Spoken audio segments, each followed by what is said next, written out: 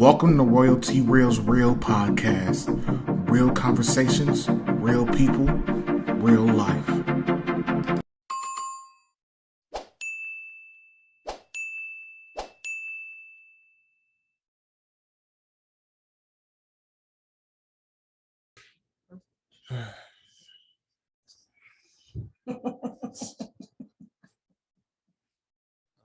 Ready? I'm ready.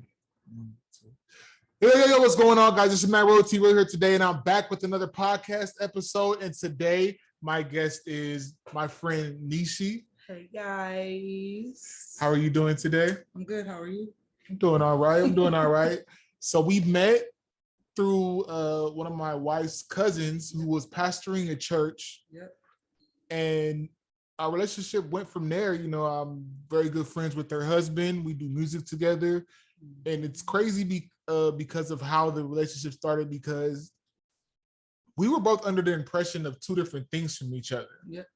So her cousin told them that we had a music ministry already, and he was supposed to be coming to join in. And we were told he was supposed to be the one to come in to create the music ministry. Yep. And so a whole mess. And so, like, we had started doing a choir rehearsal, and it took us actually having conversations with each other to figure out what was really happening. And so we decided to confront him together. Yes, we did. We just talked about this last night at a Wendy's. Yep. And yep. We got clarity. Okay? Yeah, we did. Everybody got the clarity that they needed. And we knew at that point that, you know, this wasn't, especially for me, like I can't stay in this situation. This is not what church is supposed to be like for me. I understand. So first question I have for you was, were you raised in the church? No, actually, I made the choice on my own. Like my mom, they went to church. Like, you know, we were raised Christian, but I didn't really know what that meant, what that was, what that represented. So at 17, I started going on my own. I started actually going to Faithful Central when they were doing Takeover. And do you know anything about Takeover? Where's that at? Faithful Central was in Inglewood. Okay. Bishop Omer was the pastor at that time, and a friend of mine used to go to takeovers, and pretty much it was the youth being able to express themselves and how they wanted to do it, how they felt like, you know, their expressions were for God as opposed to doing it the traditional way. Right. So that is how I started going to church, like, heavily. But as a kid, no. Okay. In my late teenage years is when I actually started really getting into church. Okay, so you got into church a little bit differently than me, because I was born and raised into it. It wasn't an option for me growing up. You wake up on Sunday and you better be ready for church. I'm feeling sick. No, you going to church. We're going to pray it out of you. Whatever the sickness is, we're going to get it out when you get to church. I always had a choice. I actually brought my mom and my siblings to church. Oh, wow. It was the total opposite. I was the zealot at first, and I was converting everybody. So, yeah. So by the time we met, you were in your mid-20s. Yep. So how was that experience? Because had you been to many churches by then? No, actually. Like I said, I started I went to church with my mom. We went to a church in Compton. So it was a Baptist church that we went to. Actually, that's the church I started at was in Compton Baptist Church. Really? It's called CZ. They were called Mount Gazer Missionary Baptist Church. I remember. NBC, I used to sing in their little choir. Yeah. It was so fun. But yeah, we started going then, and then, like, we kind of fell off. I moved in with my grandmother and my dad at the time, and then my friends started going to Takeover. So I went from there to Takeover. We kind of bounced around trying to find different places. So were all of these established churches already? Were they like Yes. None like what we experienced together. All of them kind of had a system, they had a foundation. Is it always the best foundation? No. Right. But it was definitely a foundation that taught me integrity, especially after going to Faithful Central, or at least being on the outside looking in as just a teenager wanting to go to church. It was a great foundation for me. Right. So coming into the church was called the Junction, where you see where it was, sometimes it was 6 people, sometimes it was 2 people. Right. Was that like a culture shock for you to come in there to see that? Yes, I'm not gonna lie. Yes, it was. It was like, oh, okay. But see, I think for me in the beginning, because I like intimate, right. I want to be able to know my pastor. I want to be able to know if there is a first lady. I want to be able to have those intimate relationships. Right. You feel me? I came into the Junction having left the church that I love, Heavenly Vision, and I had a very tight-knit relationship with my pastor and his wife and the rest of the people at my church. So I was okay with it not being as many people in the Junction at first. It's just the inconsistencies in the people that I did not like. Because when I was raised in the church, we always had that old saying, where 2 or more are gathered in His name. Right. But then it was kind of crazy to be in the situation where it's really just 2 of us. Because some Sundays we would show up and it'd be just me and my wife. I understand. And then somebody would show up one week and then not show up the next week. Mm-hmm. And so I'm like, okay, I understand that you have to start from somewhere. Yes. So I want to help build this ministry.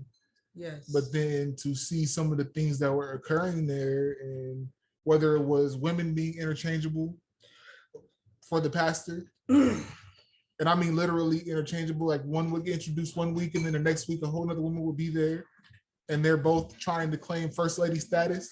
I'm gonna put my finger up and walk out of the church. You're not lying, but yeah, and you're just experiencing this, and because it was my wife's cousin, I'm like, what's going on, babe? Like, and then she's like, oh yeah, this is him. I'm like, well, I can't participate in this kind of behavior. Church. Yeah, and then I'm already getting a little disenfranchised with church as a whole. Yeah, because you see the people. It become a fashion show, number one, yep. Or people judging people, or it's supposed to be come as you are, but you step into church and somebody's telling you to do this or do this, when the change is supposed to come from within. You come in as the person that you are, whether it be somebody off the street. You learn when you come in. It's supposed to be a learning environment, and so I'm already disenfranchised. Experience this, it kind of almost turned me all the way off from church. And I'm like, I'm not going back to anything. I understand. I think because I like love and light. I think the issue that a lot of pastors have, they don't take into consideration the decisions that they make for themselves.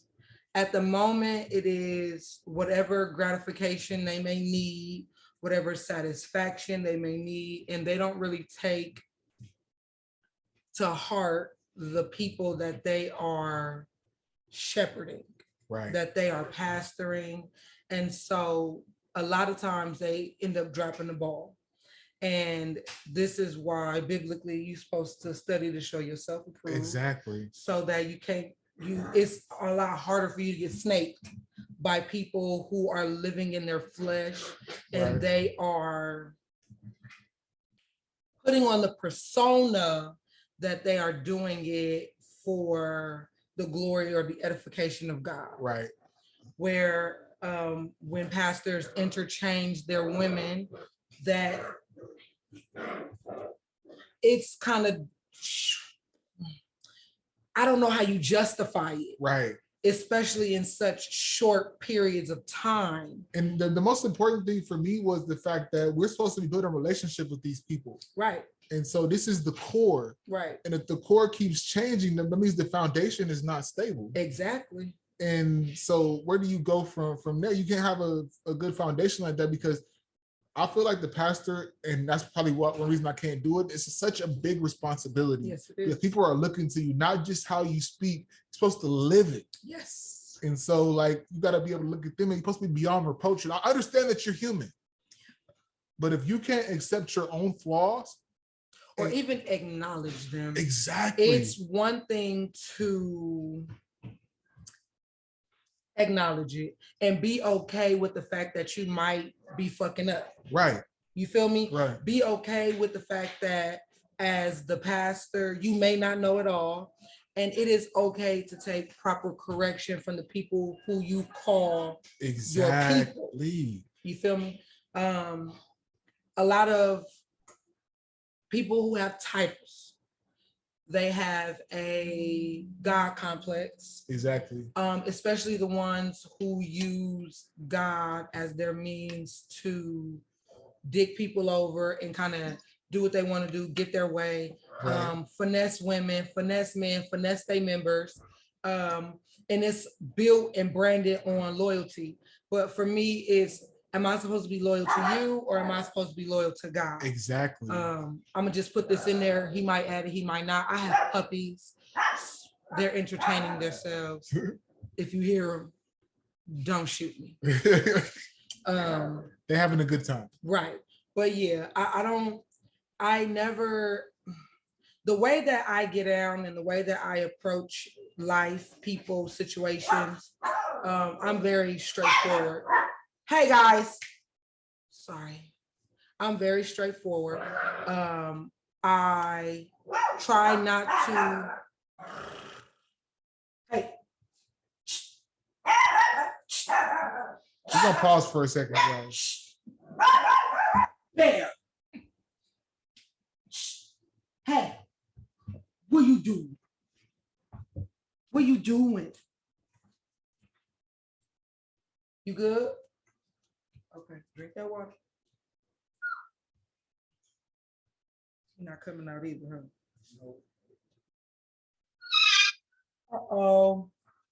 You got you. Oh, he wants you, bro. You better not pee on nothing. Okay. Okay, I was gonna do that. I could do some editing with that. All right, we back. But the way that I approach life, the way that I approach situations, I am very straightforward. Right. I try not to cut like a knife now because I am a little bit wiser, I am a little older. But young me going to church, if somebody did a sermon and they said the scriptures were here, if the examples or the sermon that they gave, them 3 points in the hoop that they give, right, if they did not make sense, if the context did not match, if they said that scripture but said something totally different, I was the person at the end of service, I'm going to pull you to the side and we're going to have a conversation. Right. Because what the hell was you just saying? Exactly. It didn't make sense. It wasn't ABCing for me. So now that I am older, the interactions that I have with a lot of these pastors, I want to approach them in that same way, but I kind of just let God deal with them now. Right. Because a lot of these niggas set in their ways, right, and they don't want to change, and they looking for the next come up. Right. Whatever it is, they are legit doing anything just to get famous. And they don't even want to hear, you know, the correction that you want to give them or exactly, the questioning. Because with me being raised in it, you know, you're supposed to not question God. Exactly. And I have an inquisitive mind. So I'm asking you a question. If there's not an answer to it, to me, it's your job to get me an answer to it and be secure enough in yourself to be able to say, I don't know at this time. Let me go back and get you the answer for this. Yep. Because maybe you're right. I didn't say this right. Yep. And I think that's being an adult, period, to be able to take that correction and come back and give you an answer, because everything is meant to be questioned. Yep. I'm gonna say this because I like astrology. And we just did a natal chart for you, minus your rising sign. This can also be because of your Mercury being in Libra. He about to jump. Which essentially is one, air, so it's knowledge. It is all things thinking, the brain, all that. And then Libra is about balance. So Libras naturally like to weigh out, you know what I'm saying, both options. Right. You could be right, you could be wrong, but we can always find a middle ground.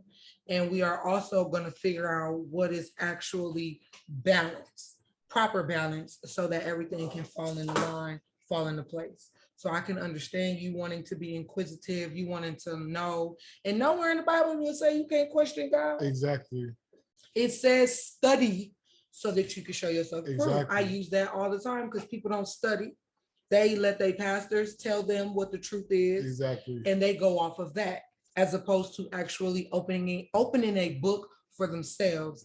One thing I've also learned, if you want to know the house that you sit in, as far as who you allow to be your shepherd, right, you will see that fruit and that reflection in your own personal life.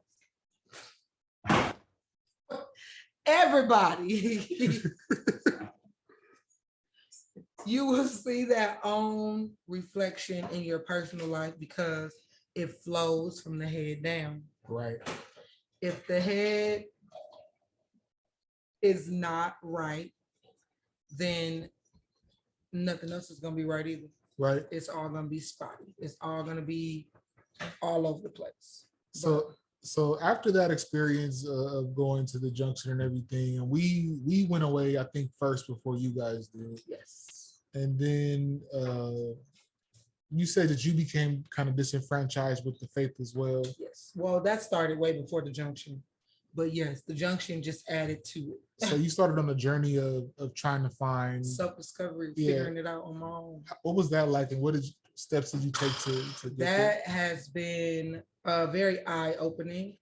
A lot of people are against African spirituality, but that is where I found myself. I started looking into Ifa. I started looking into voodoo and hoodoo. I first started looking into Wicca. Wicca was the first thing that I was introduced to. I wanted to know what magic was. I already like to create my own things. Can you please get the puppies? I already like creating my own stuff, like making my own things. So I just was trying to figure out a way to do it. And Wicca was the first thing that I figured out. But then once I found out that it was all white people, and that is not the route that I was trying to go, I started to look into other things. Was there ever any fear of going into that realm? Hell because yeah. you know how it's looked upon, and especially in Black people. Yes. Like, that's witchcraft and we don't do that, and you're not supposed to look at that. And how did you brave through to actually really pursue it and see it for what it was?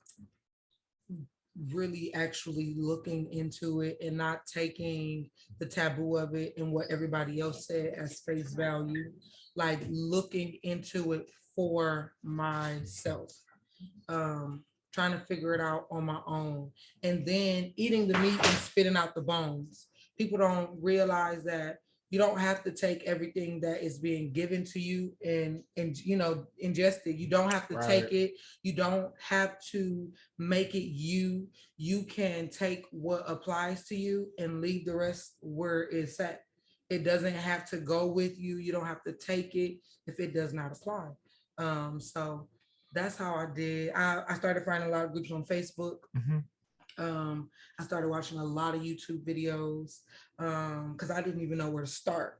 Right. But from YouTube and Facebook, I was directed to different books to read, different websites to look into. It got so bad, I ended up pulling my husband into it. And he took it to a whole nother level. I was surface with it. I was like, oh, let's see what this is. But he was like, oh no, we gonna explore this. You introduced him to it. So Yes. you brought him into it. Yes. Was he hesitant at first? Or? Heck yeah, my husband is a devout Christian. Okay, the boy grew up, okay, faith-based ministry. He was like, what magic? What the hell is magic? I'm not finna. Right. I'm going to hell. Okay. I mean, we're trained like that to think that, you know, that anything outside of this Christian box is the devil, and we can't look at this. Can't look at it, can't touch it, right? Can't examine it, can't even wonder about it. Right. But I'm gonna still take y'all back to y'all scripture study to show what? You're self-approved. Because at the end of the day, if it had not been for me going and journeying off into the ghetto.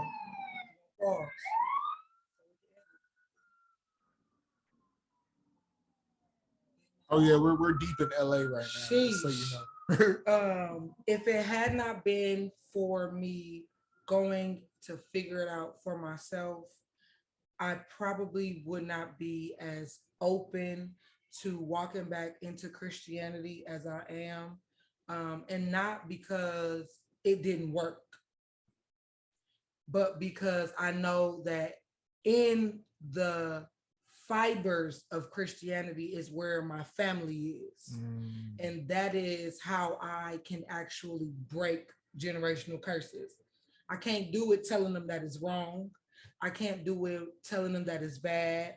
I can't do it telling them that they need to read for themselves.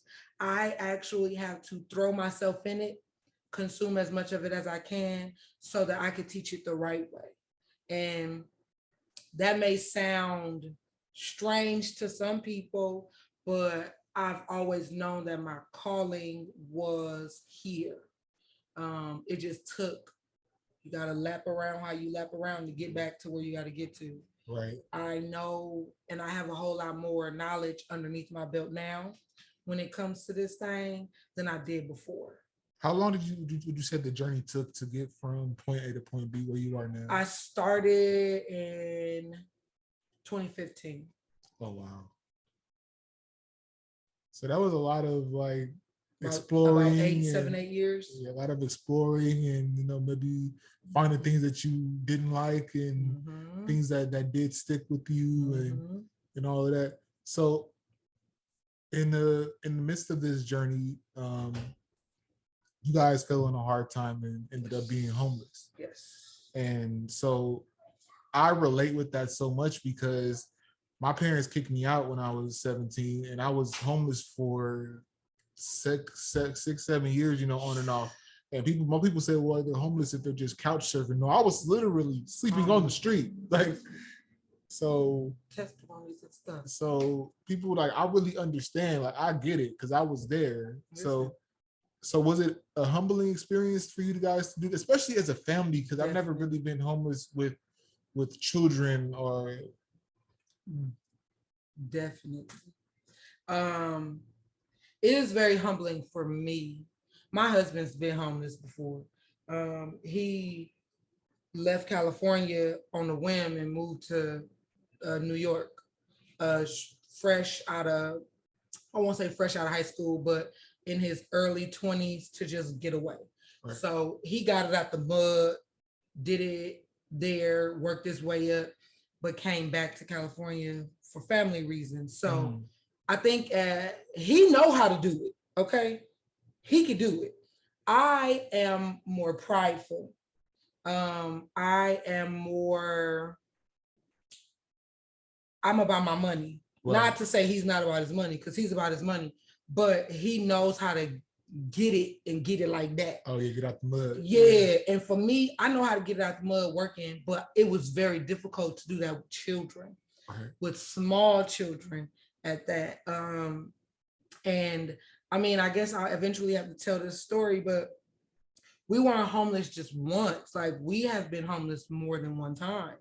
Our first experience was not of any fault of our own, legit. We were living in San Jacinto, and I had shitty landlords. And because it was my first time, my second time renting, but way far away, where they are legit scumbags. They won't fix nothing. Yeah. They won't take care of nothing. So I ended up withholding my rent. For a tippity tip for y'all who withhold your rent, okay? Make sure you put your rent in a money order. And when you do go to court, you take that money order with you, because sometimes they be wanting you to pay them people, even if you are correct. So that is the issue that I ran into. I was saving their rent, but I was not getting money orders. So you had a paper trail. Yeah, I had paper trail. I had the cash, but I did not have the paper trail. So at the end of it all, the whole thing was, okay, well, they don't want your money. They want you to just leave. So you have this amount of time to do what you got to do. And there we were. I ended up going to stay with my mom. It was hell. And staying with your parents, especially after you've left, to come back is a whole nother experience. It makes you realize why you left in the first place. It's just like, oh, and I'm grown now. I don't have to deal with this bullshit. Hell, you understand me? We figured out other ways to finesse and, figure out how we had to do. I was legit in the middle of being pregnant. And I ended up having my daughter early. And Christine was born in January. We were displaced for like 6 months. Oh, wow. So I was staying in my mom's on and off for about 6 months, and then we found our own spot. Again, far away, because we don't like living in LA. And then we ended up moving. We stayed there for a couple years, moved to Las Vegas. My grandmother ended up getting really sick while we were in Vegas, and then things were kind of they were going well in Vegas, but they weren't amazing. Mental health is real. Most definitely. When you are put in situations where you legit don't have anybody and you have to just get it out the mud, and you have to get it out the mud every single time by yourself, it weighs on you. Oh, yeah. And so we didn't want to be in Vegas no more. The perfect opportunity came. My grandmother, like I said, she ended up getting sick, and she asked me, she was like, well, you guys want to come stay here? I need somebody. Your auntie about to move out. If y'all want to, just come here for a little bit, help me get everything together, and it'll be great. So I was at my grandmother's house for 5 months. I count because, bro. And she flipped out on some weird stuff, and we ended up technically homeless again. But everything worked out like perfectly, because how I be moving. I secured us the townhouse you guys ended up coming to visit. Okay, yeah, in LA. Broadway. Yeah. Yep. So that worked out well, but then we ended up homeless again. So it's hard, Terrell. It is royalty. It's definitely hard. It is definitely humbling. It is definitely worth it though, because homelessness is lineage for me. My mother has experienced homelessness. My siblings have experienced homelessness. My cousins have experienced homelessness. They parents have experienced homelessness. I have cousins right now who live under freeway bridges. Oh, wow. I have an uncle right now who is addicted to drugs and homeless right now. So it's real. Yeah, it's real. It's hard. And I feel like a lot of times, especially in Black families, you write that family member off. Oh, he's on the streets, and it's just like, it's like they choose, like you're choosing to be there when you're not. And then people don't want to reach out to family, and that's why you end up being in that in that box because you don't want to even communicate with anybody. Yep. And so, like, we were friends, but I didn't even know that you guys were going through this. And then life hit us so hard at the same time that our life got turned upside down. My mom passed away and we moved. And so I didn't even know that you guys were in that situation. But it sucked because at the same time we're going through our lives, but we can't communicate with each other. And it's hard to just reach out and say, hey, I'm doing bad right now, because you have that fear of what did that person say? What did you say? They're gonna say the wrong. Yeah, what did they say the wrong thing? Well, I don't know what to tell you. Yeah, and that is usually the response you get from family. My family's thing was, you got a husband.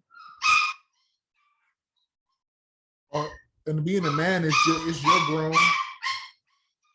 What's happening? Oh, he mad. Oh, he doing this. Again, another pause. Sorry, Terrell. Listen, I'm sure you don't got this many hiccups. No, it's all good. It's raw. But the first thing a family member, especially in Black houses. Oh, yeah. The Latino community, they could be homeless they not homeless. They not. Because they are going to band together. Exactly. Everybody gonna live 15 to 1 2-bedroom. Exactly. And it don't matter where you gotta sleep. Sorry for the clapping. But somebody might be on the floor. You might have a couple folk in the hallway. You might have 4 people in one room, but they are gonna make it work. Black people are going to, and I'm barely making it. What you want me to do?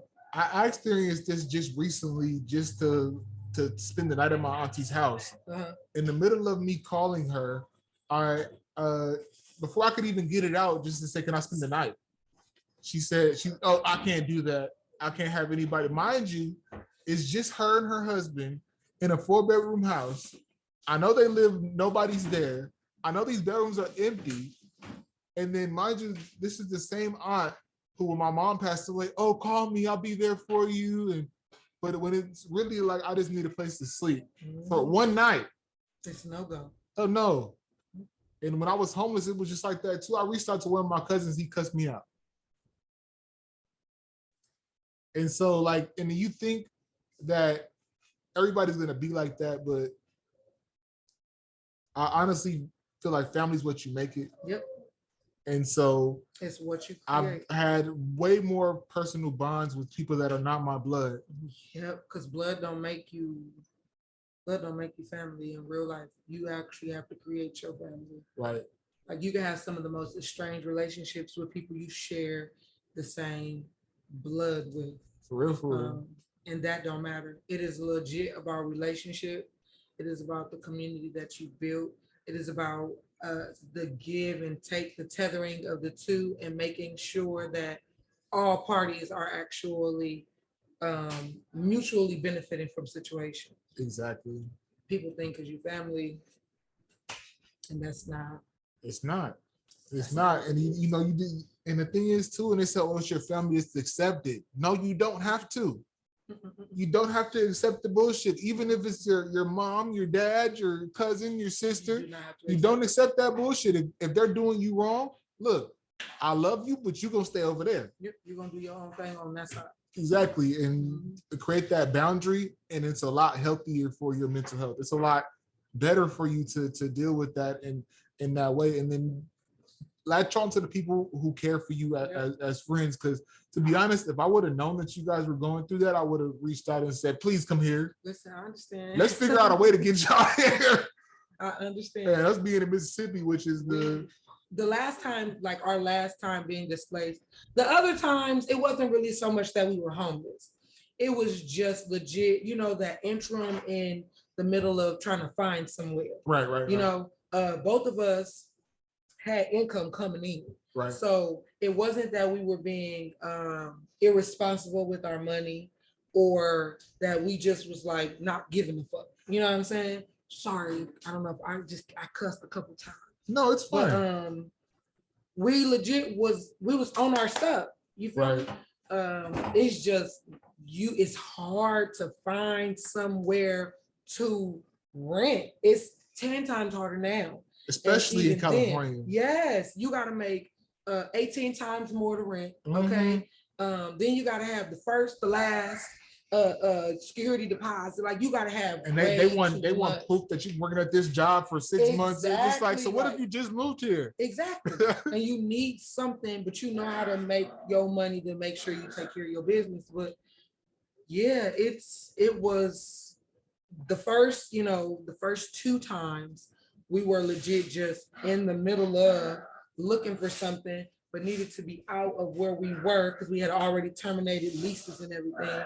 And to just be having to live with people just in that capacity was a lot. But the last time when we were actually like homeless, like real life homeless, it was for about a year, and we lived in a motel. And been there before. That video or the sound that rolls around on social media that says, post a video of you at your lowest moment, but everybody thought you were at your best, or whatever the sound is. I have so many videos, like so many videos where I was legit sleeping in a motel. No stove, no way to figure out a mini fridge, trying to figure out how to feed 2 adults and 3 kids. And it was in the beginning of COVID. Yeah, I was about to say the pandemic had to make things even worse. The beginning of COVID. It started in the end of 2019. Right. Rolling into the beginning of 2020. And nobody knew. Nobody even cared enough to ask. We both looked terrible. And this is no slight to you and your wife. Because by that time, you guys, we had already kind of stopped hanging out and talking as much. You guys weren't going to the church anymore, and neither were we, but just our people that was around us didn't even notice that we were dying. Like we were literally dying.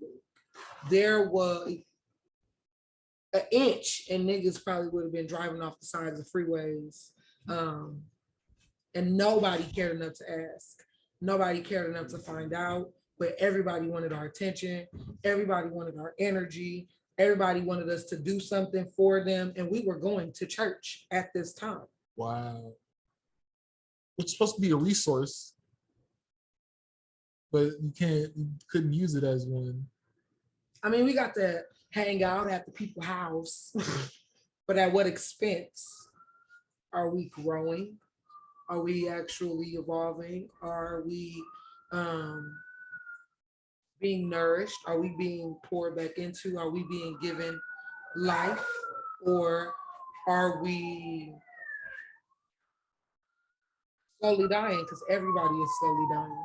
Right. And nobody can actually see that everybody needs a lifeline. Everybody. But nobody wants to be the one to throw that lifeline, even if you have the resources and ability to do it. And it's sad because me and my husband, we throw those lifelines and we don't always have those resources, especially because we've been in places where we know what it's like to not have nobody but have a whole bunch of people. Not actually have people who can help. I think it's because like we have that experience of knowing what it's like not to have. Mm-hmm. And if you have just a little bit and you know that this little bit can help somebody, look, shit, you can sleep on my couch. Fuck it. Like it's easier for us because it's just like, look, it's nothing to me. Like y'all gonna be here and I'm gonna help you out because I know that just this one night could have saved your life. Listen, you don't even understand. When we did have our spaces, we had so many random people living with us. I kid you not, okay? When we were in Riverside, there were children. There was 3 boys and a girl, The girl was the older sibling. Their parents were con artists. We did not know at the time. They were going to the church that he was working for, and they will always come to the church, but like leave, and we would see them outside, like kids outside panhandling, trying to get money for their family. And then we kind of got the story from the kids. Their dad was in the hospital. It was just a whole bunch. But we later found out that it might not have been true. But with that, we opened up our home for those 4 kids. Didn't know them kids. Them kids could have been crazy. I had 2 small children at the time. We lived in a studio apartment. Okay. We let them 4 kids come stay with us for about a week. Wow. About a week. It would have been longer had we not found out that their mama and their daddy was finessing the whole time. But they needed people to show them compassion. Y'all parents might be con artists, but you guys are kids who don't know any better. Actually, at that point, they're just victims of the circumstance, because kids don't choose where they're at. Exactly. The life that they gotta live, we fed them. Oh my goodness, it was crazy. Like to the point to where we had to just let them go back with their parents and pray for the best. But yeah, like we've had strangers. It was another time on 120th, another church that he worked for. A lady was there. She was homeless. She had ran into an issue with the pastor who had a home for women, but because she wasn't doing what he wanted her to do, he put her out of this said home, and she had nowhere to go. So what did we do like little special people? We let her come on up in our house. She slept downstairs on our couch. Don't know this lady from a can of paint, but she was able to come and live in my house without having to worry about anybody stealing, doing nothing crazy. We didn't even ask her for no money. She didn't have to pay rent, nothing. We just allow her to come and stay in our home. I have never been able to go to anybody's place of residence and be comfortable. Never. Without having to worry about something. Right. Something. Because even if some people do reach out to help you, a lot of times they want you to live by their stupid rules, or it's not even rules. It's just it feels like they do something things to make you uncomfortable, instead of, it's like, I want to make you so uncomfortable that you leave instead of me having to kick you out. So I get the end result that I want. So I can say I did the right thing by you, but you just fucked it up. And I have been in one too many of those situations. Oh my God. People are crazy like that. Even if it's just to come stay overnight. Okay. I used to run away from my husband a lot in the beginning of our relationship, and I would run straight to my mama's house. And instead of her helping me figure out how to fix myself to make my relationship better, she always was just, well, I don't know. Yeah, I don't know. My yard just had 2 kids back to back. So I'm not all the way here. Right. But nobody was able to actually help me and steer me in the right direction to get back to like figuring out why I keep leaving and running and coming and staying at people's houses where I know it's going to be uncomfortable the second I get there, but it's so familiar. Right. So another question I have is, during this time of transitioning and being homeless, do you feel like this took a toll on your marriage? And I'm going to have your husband on as well to tell his side of this next part. So, but I want to know from your perspective, was it like a real hindrance in your marriage, and did it make it more difficult because of the situation that you guys were in? Is the sky blue? Sometimes it's gray, so I understand. Hell yeah. It was terrible. How can you actually give your attention to somebody else when you don't even know how to give your attention to yourself. Like it was terrible. I was very mean. Like I was a dickhead, asshole to the extent of all of the word, the definition of it, the totality of it. I was not a nice person. And it was in part because I was pissed off at myself. And then I was also upset with him for dropping the ball in the eyes of what I thought was dropping the ball. But how was he supposed to juggle that motherfucker if I wasn't even helping? Right. You know what I'm saying? Like, I think that's a societal and a cultural standard that we put on ourselves as, well, the man's job is to do this, this, and this, and the woman's job is to do this and this, this, and this. But really, in all actuality, like I always say, everybody, it's 100 when it comes down to it. So whatever you got, y'all put it together and to make it work. But it's I don't believe in really gender roles like that. Like, your job is to cook the food, because my mom and dad were, my dad cooked, cleaned, did all that shit. It was whoever's job was there at the time. Yep. So, and I'm still that way. If dishes need to be washed, I'm there. I'm a cooker. I'm a washer. I'm gonna cook the food if somebody need to eat. I hear you. If I'm home, then it's my job to do that. I hear you. So, and I thought I wanted to do gender roles in the beginning of my, you know, when you don't know what marriage is and you are aspiring to be in a relationship, just generally, you think that it's that woman's supposed to tend to the house. It traditionally Christian, right.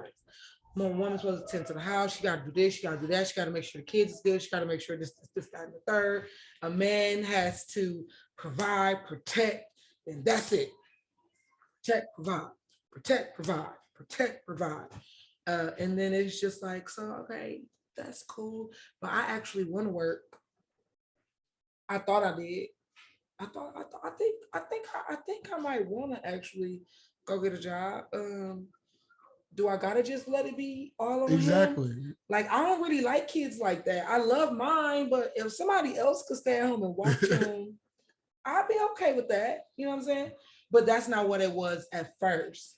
At first, it was, no, I'm gonna stay at home. I'm gonna take care of my kids, and they not going to daycare because they got their mama. You gonna go and work, and it's like, bro, you can't really do that. And especially because you're taught that growing up, so It's just like you want this picture perfect marriage situation. Yeah, but we're not cookie cutter people. And I always tell people, if that works for y'all, great. Yep. That's not what works for me. And it's probably not going to work for you either. So figure out what works for y'all in your situation. So, okay, I know you were probably expecting this. It's the heavy question. I'm listening. So, as friends, I was viewing that you guys were going through it. I'm gonna have your husband on, one of my best friends, on to talk about this as well. But he came out. Yes. How was that for you as a wife? Terrible. Oh my God. And it wasn't terrible because he came out. It was terrible because of how he did it, in my opinion. It was nothing. It wasn't a secret for me. It wasn't something that I did not already know, that I did not already have an idea about. We are very communicative, if that is a word, right, it is. In our relationship. We talk a lot. If anything, for the majority of our relationship, he was more of my best friend than my husband. But I legit had to realize that I can't give more of a best friend title. I gave that too much weight. I gave that more precedence over him actually being my husband. But because of our best friend relationship, I knew already. It was just like, really, you gonna embarrass me on social media like this?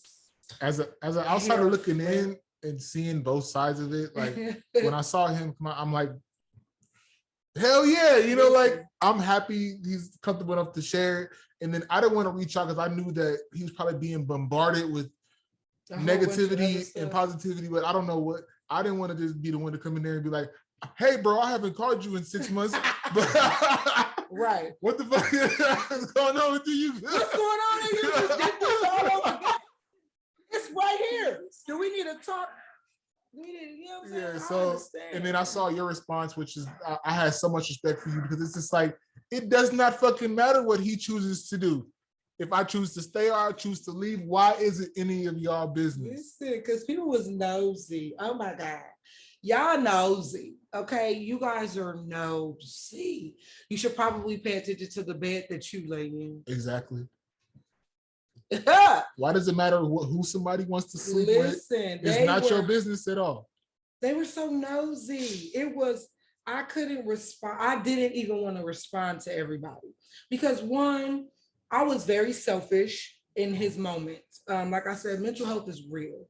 I'm not going to blame it on his mental health. He can have that conversation on his own. Exactly. But I definitely know that mental health is real.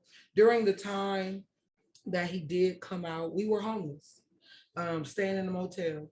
And like I said, I was an asshole. Like I was a dickhead. I was not a nice person.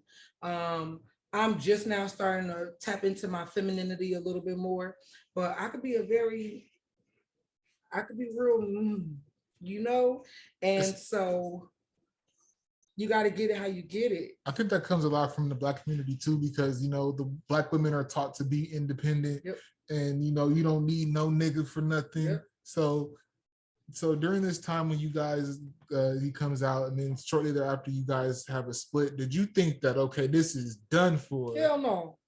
So you knew all along yes. that it was just a journey for you guys to get back to. Yep. So it's, you know what? I'm gonna be 100 with you. I'm gonna be 1,000. Okay. It was parts of me in my insides that was like, God, are you gonna take him back when he come back? Because you know he's coming back. You know he coming back. Like, I'm serious. It's just like, okay, y'all done did this 7 years. Are you going to, when he come back, you know what I'm saying? You're going to be open to it. In the beginning, when he first came out, I was in denial. I'm like, you're not going anywhere. Okay, cool. So you like boys. So then I'm going to shave off my hair. And then I'm gonna start wearing baggy clothes. You feel me? And I'm a nigga it up for you one time. Like, if that's what you need, I got you. And so, because a part of it was because he wanted to be spiteful towards me, he was like, yeah, no, I'd rather hold the hand of a nigga than to hold your hand, because he was upset.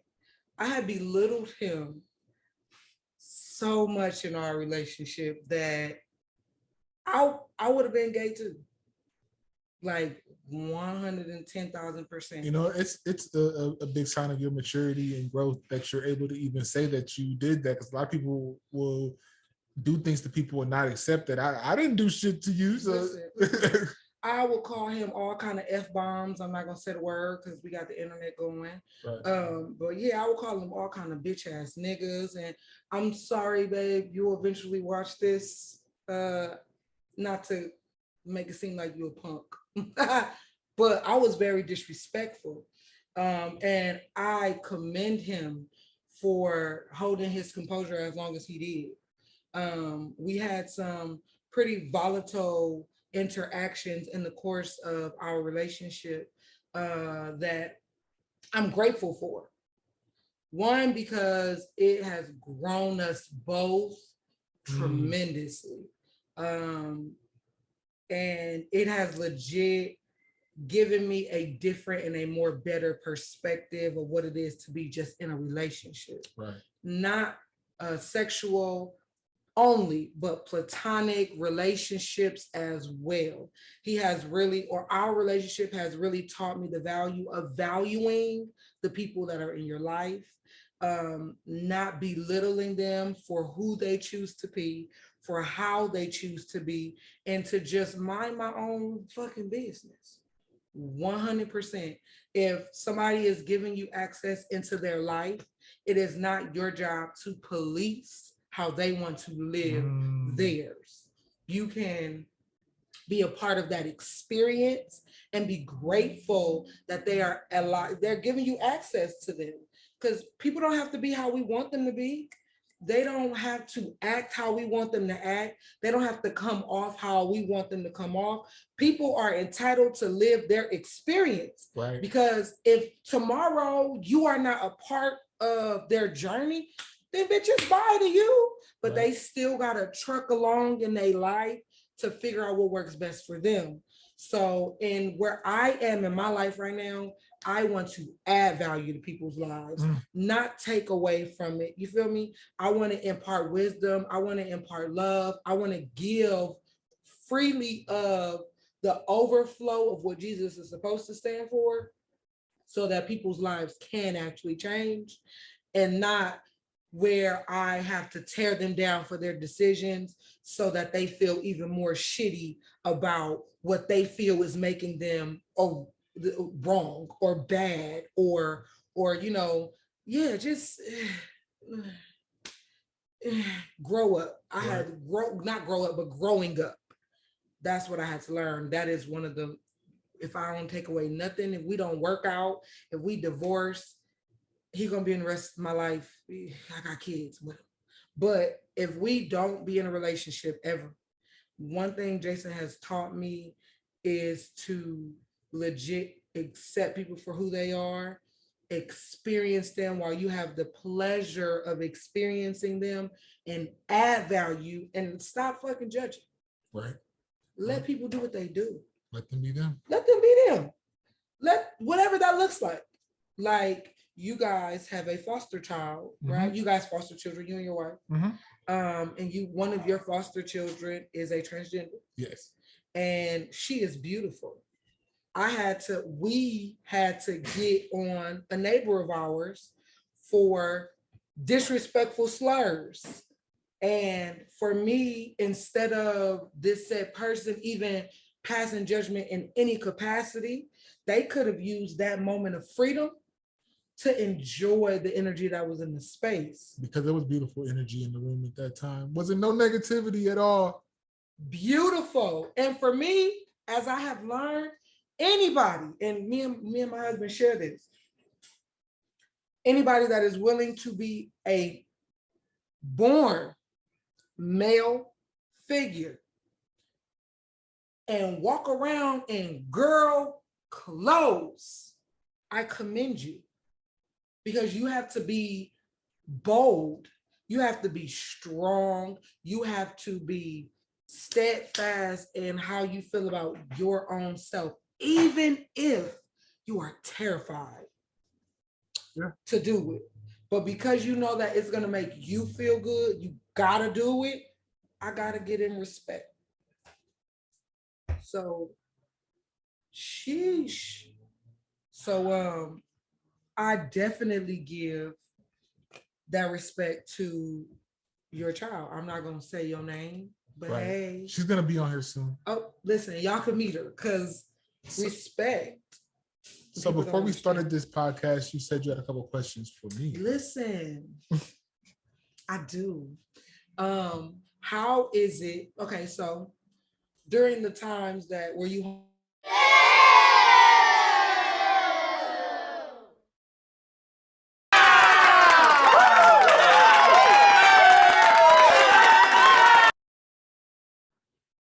Yo, guys, I'm sorry. We had a power outage over here. One of the unfortunate things that happens when you live in LA. Listen, technology, and you got plugs and stuff that you need to. This is one of my probably most raw podcasts, but it's been one of my favorite podcasts. So, okay, you were gonna ask me. Yes, I was. Okay. When you were homeless, were you homeless with your wife? No. Okay. So you were just homeless alone. Yeah. Being that you have... Well, actually, we were kind of homeless together right before we got married. Okay. We were living in a motel for about 2 months. Okay. And so, it's an extended period of time, but it's not really much that's going to cause y'all to be bickering and stuff too crazily. It was difficult, but actually, like, it kind of brought us closer together because her and I were working so much. That motel that we stayed in was almost $2,000 a month, and so what she was getting home from work, I was going into work, and then it'd be just like that. So we didn't have time together. So okay. That time period was rough, but at the same time brought us closer together. Okay. Being that you have been homeless in your lifetime, how has that affected how you move and groove through everyday life? Are you more worried? Yes. For me, it's like I do anything I can to avoid going back there. I understand. And so like sometimes at the detriment to our relationship or my life period, because like I don't want to be in certain situations where if I feel like this reminds me of this, like it's kind of PTSD in a way. I understand. I definitely understand. And so it's caused me to make some decisions maybe I shouldn't have made, or acting in frantic ways that I shouldn't have. But I mean, understanding now, I try to use it as a positive thing. So because I'm adaptable and I know that I can be in pretty much any environment. Okay. That's always a definitely a good quality to have, to be able to be adaptable. How has your mental health affected your relationship? It has been probably the most difficult thing out of our relationship, because my wife, her coming from the background that she comes from, she's not used to dealing with somebody with it at all. And then her family doesn't understand either. And they just don't talk about it. I don't think that she's not dealt with it before.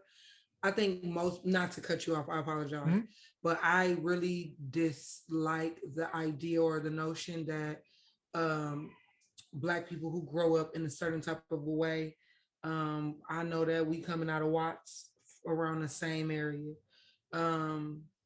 So I don't think it's that they don't experience it. I think it's more so that they don't talk about it. Exactly. They are afraid to get the diagnoses to actually fix the problem, because then they feel crazy.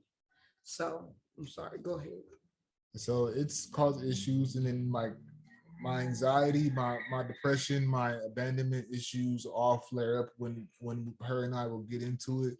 And so it's a ever changing process, and sometimes I'm surprised that she stayed. I understand. Because I know that it's stressful on her, but at the same time it's stressful on me too. And the fact that these things, it'll be like, who's in the wrong? And neither one of us are really in the wrong. It's just life happens and you're not able to deal with certain things because you don't have the training to. You don't have the capacity mentally to, how do I fix this? And it's just like I tell her that all the time. I don't want you to fix me, but I want you to be here. And then, you know, her brothers are gang members and tough guys and all of that. And so she was raised to be that way. So dealing with emotions a lot of time is more difficult for her. And so when I'm going through my stuff sometimes and I'm bawling, you know, crying my eyes out, sometimes she doesn't know how to respond. So I feel like in a way that's her not being there for me. I said, I don't need you to fix it, but just give me a hug. Yeah. You know, like rub my back, tell me things are going to be okay. But, you know, at first it was like, she just don't love me.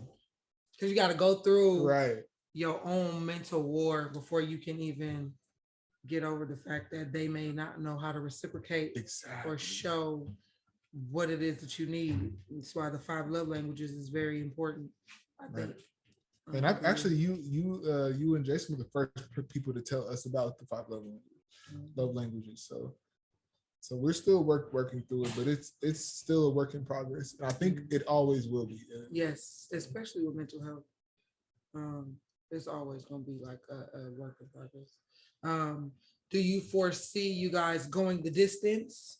Yes. Okay. I see us going this. I know that I do foresee possibly, you know, bumps in the road. We might have a whole bump that takes us off a cliff, and you know, but we gonna land somewhere before we hit the bottom. I hear you. Listen, I hear you. And find our way back up. That's what I have faith in. That, you know, no matter how angry we get at each other, we still find a way to get back with each other. And it's because of the love that I've never had for anybody before, where it was like before, where I was in situations where, you know, I love you, but you got my fucking nerves and I'm out. I understand. Yeah, so but with her, it's just like, oh, I can't stand your ass getting in this bed. Yep.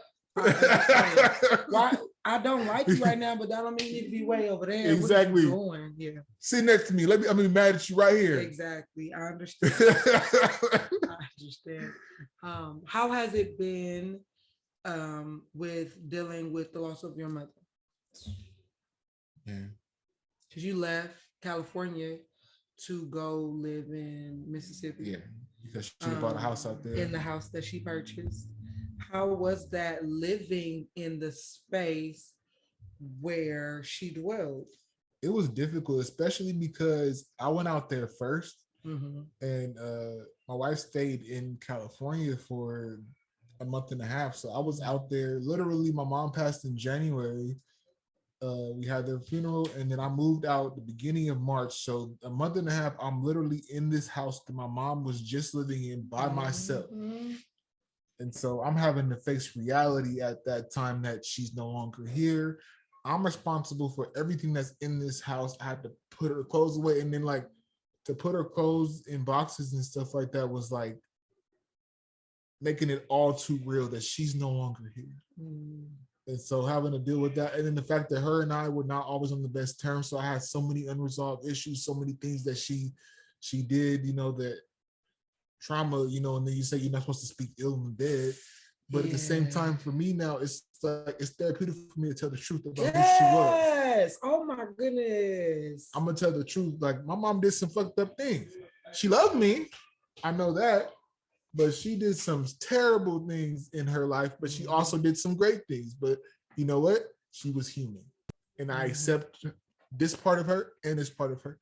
And that's part of my journey. I'm still grieving, to be honest. Sometimes it's just as simple as wanting to call her because I made it somewhere. That was my main thing. If I traveled anywhere like over an hour, I'd be like, oh, Mom, I made it. Yep. And I can't do that. Her number's still saved in my phone. So it's just like, I'll go pick up and $10. Yeah, that gotta be, I don't know the loss of losing a mother. Or as I told you before, I'm definitely sorry for your loss.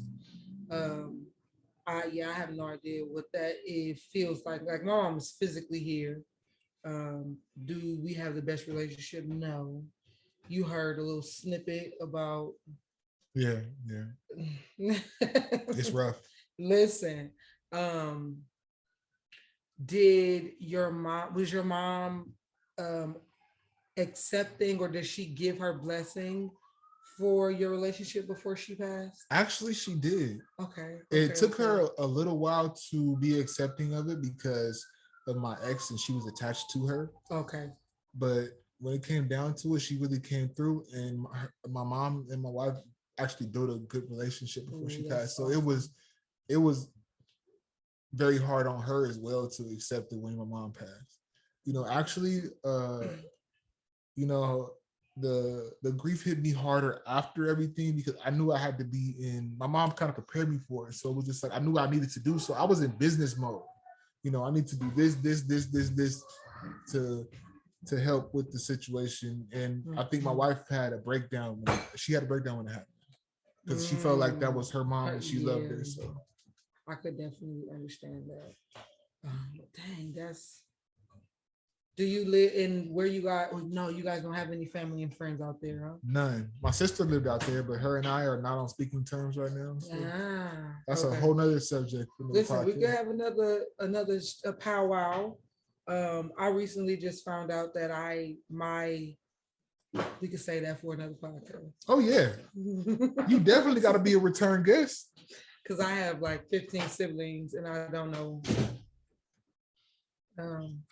It's a lot. So to have a sibling that you are not really cool with, and my only sibling. Yeah, like I don't know. How does that make you feel? I'm very big on family, and although I know you don't have to be cool with the blood that you share with somebody, it's for me it's different when it comes to siblings.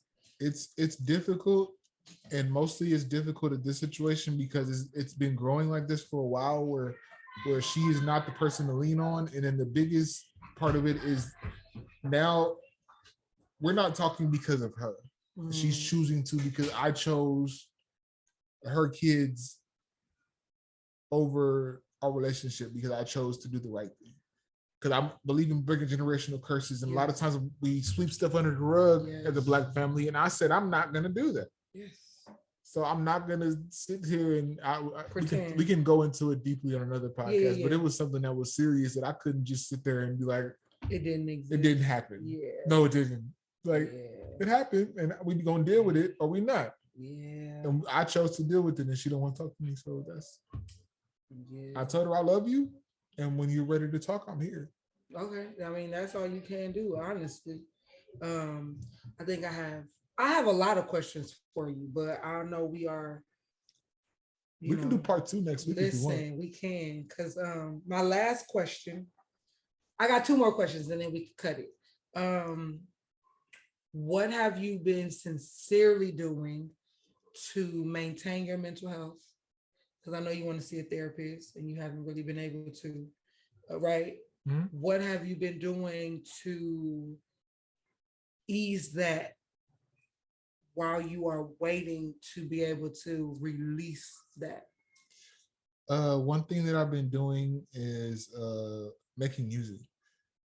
Like, for the first time in my life, I'm able to do it, and I've been pumping out so many songs. Mm-hmm. And the other thing is just letting my creativity juices flow.